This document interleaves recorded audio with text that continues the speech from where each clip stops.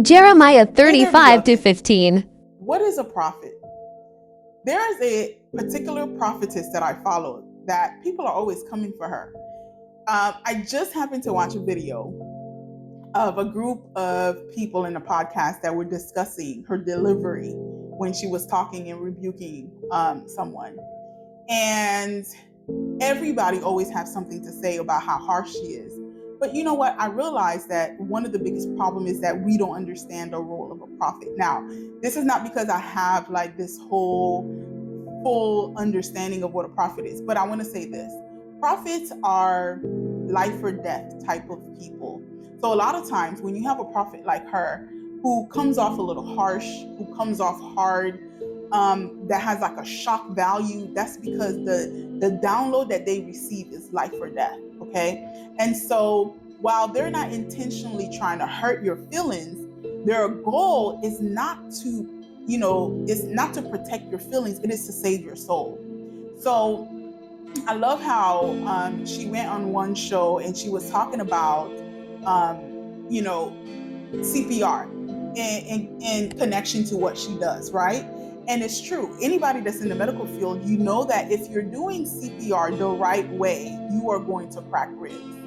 And because our focus is not to not crack your ribs, because we know that's going to hurt you. Our focus is to save your soul, is to save your life. And so when you're doing CPR, the point of it is you need to compress hard enough to be able to compress the heart, to pump the blood so that you don't go without any circulation for a certain number of time, so you don't go brain dead.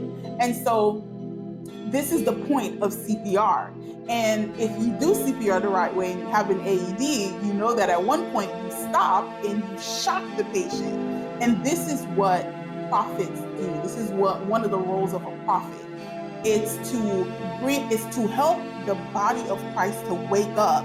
And in that awakening, that means CPR. That means you're going to get some broken ribs.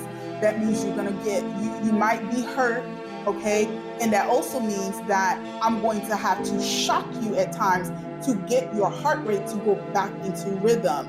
And we can see this character in God, right? God will allow you to go through the fire. He allowed Shadrach, Meshach, and Abednego to go through the fire, right? Because it was a faith thing. They didn't know that God was going to save them, but God did.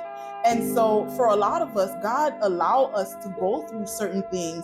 But guess what? Those circumstances was exactly what we needed to turn our life around. I know that was for me. That's my testimony of how God allowed me to get to the end of myself so that I can find him. So sometimes God would allow us to be hurt for a temporary time so that he can save us, bring us back to himself, nurture us, and bless us. And so this is one of the roles that a prophet does. And she definitely does that well because she is bold. She's not afraid to speak. And that is exactly what the body of Christ needs. And I want to say one more thing, right? When you study prophets in the Bible, one of the things that you realize is the prophets were hated. The prophets were hated by the kings. Nobody really, liked the prophets. Why? Because people didn't want to hear what they had to say. The things that they were saying were shocking. The things that they were saying were, people would discuss, well, they shouldn't have said it that way. Why did they do this? Why did they do that? Not realizing that it was God speaking through them. And so I say this to say that the role of a prophet is not to intentionally hurt anybody. As a matter of fact, the things that they say, while they may come off harsh, it's really out of love. It's because they love you so much that they cannot bear to see you go with the devil. They want to see you in the kingdom of heaven. And so they'll say what needs to be said if it means waking you up so that you can come to the truth of God. Okay, so I pray that this blessed you. Until next time, please like, share, follow for more faith-based content. Be blessed.